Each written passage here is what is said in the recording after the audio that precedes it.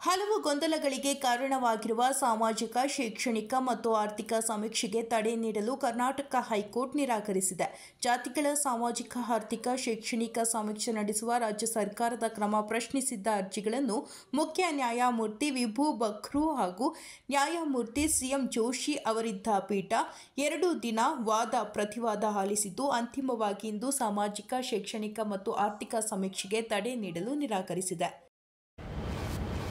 ವರನಟ ರಾಜ್ಕುಮಾರ್ ಅವರ ನಟನೆ ಹಾಗೂ ನಡವಳಿಕೆ ಮೀರಿಸಿದವರು ಪುನೀತ್ ರಾಜ್ಕುಮಾರ್ ಎಂದು ಡಾಕ್ಟರ್ ರಾಜ್ಕುಮಾರ್ ಅಭಿಮಾನಿ ಸಂಘದ ರಾಜ್ಯ ಘಟಕದ ಅಧ್ಯಕ್ಷ ಸಾರಾ ಗೋವಿಂದು ಹೇಳಿದರು. ಚಿಕ್ಕಮಗಳೂರು ನಗರದ ಆಜಾದ್ ಪಾರ್ಕ್ ವೃತ್ತದಲ್ಲಿ ಪುನೀತ್ ರಾಜ್ಕುಮಾರ್ ಪ್ರತಿಭೆ ಅನಾವರಣ ಕಾರ್ಯಕ್ರಮ ಉದ್ಘಾಟಿಸಿ ಅವರು ಮಾತನಾಡಿದರು. ಪುನೀತ್ ಇರದಿದ್ದರೂ ಅವರ ಸಮಾಜ ಸೇವೆ ಆದರ್ಶಗಳು ನಮ್ಮ ಮುಂದಿವೆ. ಅವುಗಳನ್ನು ಪಾಲಿಸಿದ್ರೆ ಅದೇ ಅವರಿಗೆ ನೀಡುವ ಗೌರವ ಎಂದರು.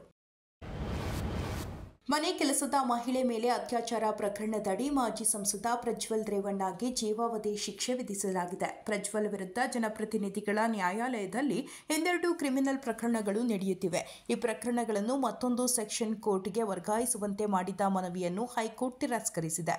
ನ್ಯಾಯಮೂರ್ತಿ ಎಂಐ ಅರುಣ್ ಅವರಿದ್ದ ಏಕಸದಸ್ಯ ಪೀಠ ಪ್ರಜ್ವಲ್ ರೇವಣ್ಣ ಅರ್ಜಿಯನ್ನು ವಜಾಗೊಳಿಸಿದೆ. ಚಿತ್ರದುರ್ಗ ರೇಣುಕಾಸ್ವಾಮಿ ಕೇಸಿಗೆ ಸಂಬಂಧಪಟ್ಟಂತೆ ನಟ ದರ್ಶನ್ ಜೈಲಿನಲ್ಲಿ ಕಾಲ ಕಳೆಯುತ್ತಿದ್ದು, ಇದೀಗ ಕೋರ್ಟ್ಗೆ ಹೊಸ ಅರ್ಜಿ ಸಲ್ಲಿಕೆ ಮಾಡಿದ್ದಾರೆ. ರೇಣುಕಾಸ್ವಾಮಿ ಹತ್ಯೆ ಕೇಸ್ನಿಂದ ಪ್ರಕರಣದಿಂದ ಕೈಬಿಡುವಂತೆ ಕೋರ್ಟ್ಗೆ ನಟ ದರ್ಶನ್ ಅರ್ಜಿ ಸಲ್ಲಿಕೆ ಮಾಡಿದ್ದಾರೆ. ಬೆಂಗಳೂರಿನ ಸಿಟಿ ಸಿವಿಲ್ 57ನೇ ಕೋರ್ಟ್ಗೆ ನಟ ದರ್ಶನ್ ಅರ್ಜಿ ಸಲ್ಲಿಸಿದ್ದು, ಈ ಅರ್ಜಿಯ ಬಗ್ಗೆ ಕೋರ್ಟ್ ಶೀಘ್ರವೇ ವಿಚಾರಣೆ ನಡೆಸುವ ಸಾಧ್ಯತೆ ಇದೆ.